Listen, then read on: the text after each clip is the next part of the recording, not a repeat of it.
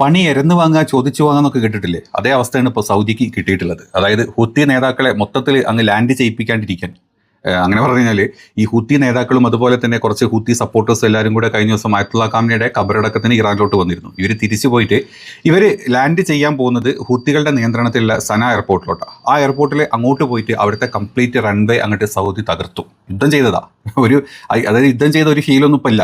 കുറേ കാലങ്ങളായിട്ട് മന്തിയും iPhone 17 മാത്രമേ അറിയുള്ളൂ. അതിൻ്റെ അപ്പുറത്തോട്ട് എന്താണ് യുദ്ധം എന്നൊന്നും അറിയില്ല. അപ്പുറത്ത് ട്രംപ് എരി കയറ്റി കൊടുത്ത് ഞങ്ങൾ ചാടി കയറിയിട്ട് അവിടെ പോയിട്ട് ബോംബിട്ടത് മാത്രമേ ഓർക്കുന്നുള്ളൂ. തിരിച്ച് ഇപ്പുറത്ത് അബേലെ കിങ് ഫഹദ് എയർപോർട്ട് മൊത്തത്തിലായിട്ട് കത്തിച്ച് കൊടുത്തിട്ടുണ്ട് ഹൂത്തികൾ. അതിൻ്റെ വീഡിയോസ് ഭയാനകമാണ്. അതായത് എയർപോർട്ടിൻ്റെ അകത്ത് പോലും ആ മിസൈൽ വീണ് പൊട്ടിത്തെറിക്കുന്ന ആളുകളുള്ള ചേംബറുകൾ പൊട്ടിത്തെറിക്കുന്ന വീഡിയോസ് വന്നിട്ടുണ്ട്. ഞാൻ ഇവിടെ ബ്ലർ ചെയ്ത് വെക്കുന്നുണ്ട്. ഞാൻ അതിൻ്റെ ഒറിജിനൽ വീഡിയോ നമ്മുടെ ചാനലിൽ, നമ്മുടെ ടെലഗ്രാം ചാനലിൽ ഞാൻ ഇടുന്നുണ്ട്. നിങ്ങളത് കണ്ടു കഴിഞ്ഞാൽ മതി. ചാനൽ ഞാൻ ഇവിടെ പിൻ ചെയ്ത് വെക്കുന്നുണ്ട്. ഫസ്റ്റ് കമൻറ്റിൽ അതിൽ ഇട്ടിട്ടുണ്ട്. അപ്പം അങ്ങോട്ട് കയറിട്ടെ. അതായത് നടന്നത് എന്താണെന്ന് വെച്ച് കഴിഞ്ഞാൽ ഈ ഇറാനിന് തിരിച്ചങ്ങോട്ട് പുറപ്പെട്ട മഹാൻ എയർ ആയിരുന്നു, ഇറാനിയൻ ഫ്ലൈറ്റ്. അതിലായിരുന്നു ഈ നേതാക്കളും ഈ ആളുകളും കുറച്ച് രോഗികളും ഒക്കെ, അവിടെ നിന്ന് കുറച്ച് രോഗികളൊക്കെയാണ് തിരിച്ച് ഇങ്ങോട്ട് വരുന്നത്, യമനിലോട്ട് വന്നുകൊണ്ടിരുന്നത്. അപ്പോൾ അവർ ലാൻഡ് ചെയ്യാണ്ടിരിക്കാനും അല്ലെങ്കിൽ ആ വിമാനത്തിൽ അപകടം വരട്ടെ എന്നുള്ള രീതിയിൽ അവിടുത്തെ കംപ്ലീറ്റ് റൺവേ അങ്ങോട്ട് തീർത്തു. അതിൻ്റെ വീഡിയോസ് അതായത് ഒന്നല്ല, പല ആ റൺവേ മൊത്തത്തിൽ തകർക്കുന്ന വീഡിയോസ് ഔട്ടായിട്ടുണ്ട്. അതിന് പകരമായിട്ട് ഈ ഫ്ലൈറ്റ് തിരിച്ചു പോകണം എന്നായിരുന്നു ഇവർ ചിന്തിച്ചിരുന്നത്, അല്ലെങ്കിൽ സൗദി ആലോചിച്ചിരുന്നത്, അല്ലെങ്കിൽ സൗദിൻ്റെ പിന്നിൽ ആരാണോ, ഏത് കൊമ്പന്മാരാണോ അവർ ചിന്തിച്ചിരുന്നത്. പക്ഷെ അത് നടന്നില്ല. പകരം നേരെ ഉണ്ടായത് ഈ മഹാൻ എയർവേസ് നേരിട്ട് പോയിട്ട് അപ്പുറത്തുള്ള ഈ ചെങ്കടലിൻ്റെ കോസ്റ്റൽ റീജിയനിലുള്ള അവിടുത്തെ ഒരു എയർപോർട്ടുണ്ട്, ഹൽ ഉദൈദ എയർപോർട്ട്, യമൻ്റെ തീരദേശ എയർപോർട്ടാണ്. അവിടെ സേഫായിട്ട് ലാൻഡ് ചെയ്തു. ഈ പോയ ആളുകളൊക്കെ സേഫായിട്ട് അവിടെ ഇറങ്ങുന്നതിൻ്റെ ഇമേജസും വീഡിയോസും ഒക്കെ പുറത്തു വന്നിട്ടുണ്ട്. നിങ്ങൾ കണ്ടുകൊണ്ടിരിക്കുന്നതാണ് ആ ഇമേജസും വീഡിയോസും.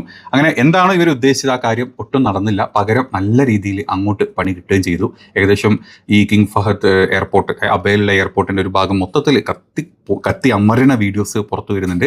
എത്ര പേര് മരിച്ചു എന്നോ അല്ലെങ്കിൽ എത്ര പേർക്ക് പരിക്ക് പറ്റിയെന്നോ, എത്ര നിരപരാധികൾ അല്ലെങ്കിൽ ഏതൊക്കെ നാട്ടുകാരാണെന്നോ ഒന്നും സൗദി ഇതുവരെ പുറത്തോട്ട് വിട്ടില്ല.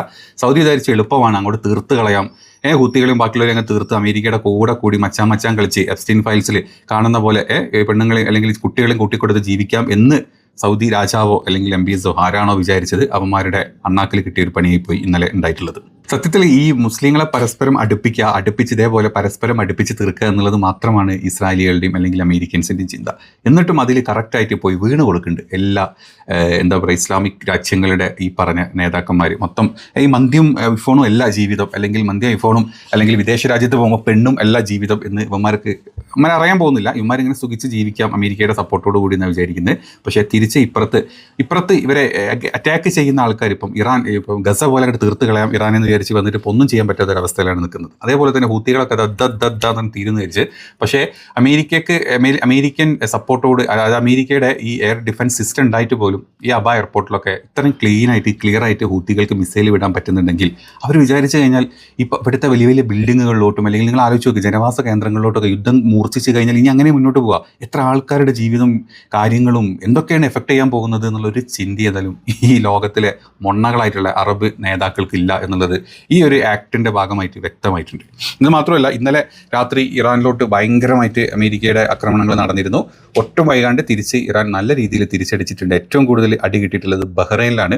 ബഹ്റൈനിലെ 5th ഫ്ലീറ്റ് ഏകദേശം മൊത്തത്തിൽ കാലിയായിട്ടുണ്ട് എന്നാണ് പറഞ്ഞത്. അത് മാത്രമല്ല, അവിടെ കത്തി അമർന്നുകൊണ്ടിരിക്കുന്ന പാട്രിയറ്റ് സിസ്റ്റങ്ങളുടെ വീഡിയോസൊക്കെ വന്നിട്ടുണ്ട്. അതുപോലെ തന്നെ ജോർദാനിലെ നമ്മളിപ്പോൾ കണ്ടുകൊണ്ടിരിക്കുന്നത് ഇതേപോലത്തെ അമേരിക്കയുടെ ഒരു പാട്രിയറ്റ് സിസ്റ്റത്തിൻ്റെ എയർ ഡിഫൻസ് സിസ്റ്റത്തിൻ്റെ ഫ്യൂൽ ടാങ്ക്സ് കംപ്ലീറ്റ്ലി കത്തിക്കൊണ്ടിരിക്കുന്ന വീണ. അപ്പോൾ ആ വീഡിയോൻ്റെ ഭയാനകത എത്രത്തോളം നോക്കുക, കത്തുന്ന അവസ്ഥ എന്താണെന്നുള്ളത്. അതുപോലെ തന്നെ ആയിരുന്നു ഇന്ന് ബഹ്റൈനിലെ പല ആളുകളും പല എന്താ പറയുക ബിൽഡിങ്ങുകളിലും കുലുക്കം അല്ലെങ്കിൽ ജില്ലകളൊക്കെ പൊട്ടിത്തെറിക്കുകയും അങ്ങനെ പല പ്രശ്നങ്ങളും ഉണ്ടായിട്ട് എല്ലാവരും ബങ്കർ പോലെ താഴത്തെ ബേസ്മെൻറ്റ് പാർക്കിങ്ങിൽ പോയി ഒളിച്ചിരിക്കേണ്ട അവസ്ഥയാണ് ഇന്ന് ബഹ്റൈനിലൊക്കെ ഉണ്ടായിട്ടുള്ളത്. അതായത് ഇതുവരെ ഈ പറഞ്ഞ യുദ്ധം നെക്സ്റ്റ് ലെവലിലോട്ടുള്ള യുദ്ധം ഞാൻ പറഞ്ഞ പോലെ ഇപ്പം ബേസുകൾ തമ്മിൽ അങ്ങോട്ടും ഇങ്ങോട്ടും ഓടിക്കും. അതിനെ സപ്പോർട്ട് ചെയ്യും തോറും ഈ രാജ്യങ്ങൾ ഇറാൻ്റെ കണ്ണിൽ അല്ലെങ്കിൽ ഇറാൻ്റെ കംപ്ലീറ്റ്ലി ശത്രുക്കളായിക്കൊണ്ടിരിക്കുക. അതായത് ഞങ്ങളല്ല അമേരിക്ക ചെയ്തുകൊണ്ട് കാര്യമില്ല, അമേരിക്ക അടിക്കുന്നത് മൊത്തം ഞങ്ങളുടെ രാജ്യത്തു നിന്നാണ്. നമ്മൾ രാജ്യം തുറന്നു കൊടുക്കുന്നതുകൊണ്ടല്ലേ ഇവിടെ പോയി അടിക്കേണ്ടി വരുന്നത്. അപ്പോൾ അമേരിക്ക അവിടെ നിന്ന് അടിച്ചു കഴിഞ്ഞാൽ ആ രാജ്യം ഓട്ടോമാറ്റിക്കലി ഇറാൻ്റെ ശത്രുക്കളായി മാറുകയാണ്. അത് ആരാണെങ്കിലും അങ്ങനെ തന്നെയാണ്. ഇപ്പോൾ നമ്മളങ്ങനെ എന്താ പറയുക പാകിസ്ഥാൻ പോട്ടെ, നമ്മളപ്പം നാളെ നേപ്പാളിൻ്റെ സൈഡിൽ നമുക്ക് ആക്രമണം വരിക. എന്താ നേപ്പാളിൽ ഒരു പാകിസ്ഥാൻ ബേസ് ഉണ്ട് നിങ്ങൾ വിചാരിക്കും. അവിടെ നിന്ന് സ്ഥിരം നമുക്ക് ഇങ്ങനെ ആക്രമിച്ചുകൊണ്ടിരിക്കുമ്പം അതിന് തുറന്നു കൊടുത്ത ആ നേപ്പാൾ ഭരണം അല്ലെങ്കിൽ ആ നേപ്പാൾ രാജ്യമല്ലേ നമുക്ക് എഗെയിൻസ്റ്റ് ആവുന്നത്. അപ്പം അതിനുള്ള അവസരങ്ങൾ കൊടുക്കുന്നത്, അത്രയേ ഉള്ളൂ. അപ്പോൾ ഇത് ന്യായീകരിക്കുന്ന ആൾക്കാർ ചിന്തിച്ചാൽ മതി എന്തുകൊണ്ടാണ് ഗൾഫ് രാജ്യങ്ങൾ ഈ അവസ്ഥയിൽ വരുന്നത് എന്നുള്ളത്. അപ്പം ഇങ്ങനെ ആക്രമിച്ച് ഒരു സമയത്ത് ഈ ബേസുകൾ മാറി മറ്റ് സ്ഥലങ്ങളിലോട്ടും ജനവാസ കേന്ദ്രങ്ങളിലോട്ടും മറ്റ് ബിൽഡിങ്ങുകളിലോട്ടും ഒക്കെ ആക്രമണം വരുമ്പം ഈ രസമൊന്നും ഉണ്ടാവില്ല. ഈ ബങ്കറിൽ ഒടിക്കുന്ന പരിപാടിയോ അതല്ലെങ്കിൽ ബേസ്മെൻറ്റിൽ ഒടിക്കുന്ന പരിപാടിയോ ഒന്നും ഉണ്ടാവില്ല. അതോടുകൂടി തീരും. അതോടുകൂടി അവിടെ വന്നിട്ട് നക്കി പണിയെടുക്കുന്ന സകല പരിപാടികളും തീരും. എല്ലാ പ്രവാസികളും അവിടുത്തെ നാട്ടുകാരൊക്കെ തീരും. ഷെയ്ഖുമാരൊക്കെ ഫ്ലൈറ്റ് എടുത്തിട്ട് വല്ല UK-ലേക്കോ യൂറോപ്പിലോട്ട് പോകും. ബാക്കി അവിടെ കിടന്ന് തീരുന്ന സാധാരണക്കാർ മൊത്തത്തിൽ പടിയെ എരന്ന് വാങ്ങും. അങ്ങോട്ടാ കാര്യങ്ങൾ പോകുന്നത്. അതായത് ഇന്ന് ഇപ്പം ഏറ്റവും മോർണിംഗിൽ ഇപ്പോൾ കുറച്ച് അരമണിക്കൂർ മുമ്പ് വന്ന ന്യൂസ് ഇതാണ്. ഓൾറെഡി ഇറാൻ അവരുടെ രണ്ടാമത്തെ ആക്രമണത്തിൻ്റെ ശൈലിയായിട്ടുള്ള അമേരിക്കൻ ആളുകൾ, അതായത് പ്രത്യേകിച്ച് അമേരിക്കൻ ഡിപ്ലോമാറ്റ്സിനെയും അമേരിക്കൻ പട്ടാളക്കാരെയും അവർ ഉന്നം വെച്ച് തുടങ്ങി. അവരുടെ താമസിക്കുന്ന സ്ഥലങ്ങളിലോട്ടാണ് പുതിയ ഓപ്പറേഷൻ നസർ 2 എന്നും പറഞ്ഞിട്ടുള്ള പുതിയ ഓപ്പറേഷൻ ഇറാൻ്റെ സൈഡിൽ നിന്ന്. അതായത് targeting the residence of US forces in Bahrain. അതായത് അവരുടെ വീടുകളിലോട്ടും അവരുടെ ഫ്ലാറ്റുകളിലോട്ടുമാണ് അടുത്തടി തുടങ്ങിയിട്ടുള്ളത്.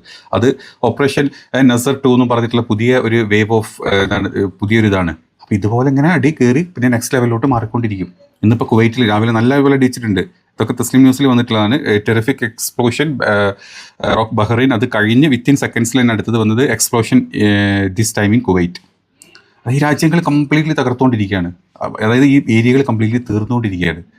നമ്മുടെ ന്യൂസുകളിലൊന്നും അത്രയൊന്നും വരുന്നില്ല. സത്യത്തിൽ നമ്മുടെ ന്യൂസുകൾ വരുന്നത് ഇറാൻ തകർന്നു, ഇറാനെ തകർത്തു, ഇറാൻ തീർന്നു എന്ന് പറയുമ്പം ഇറാൻ ഇപ്പുറത്ത് കൊടുക്കുന്ന ആഘാതങ്ങൾ വളരെ വലുതാണ്. അവിടുന്ന് പുറത്ത് പറയാൻ പറ്റാത്തതാണ്. അല്ലെങ്കിൽ അത് ഓപ്പൺ സ്പേസിലോട്ട് ഇതുവരെ യുദ്ധം വരാത്തത് കൊണ്ടാണ് നമുക്കത് മനസ്സിലാക്കാൻ പറ്റാത്തത്.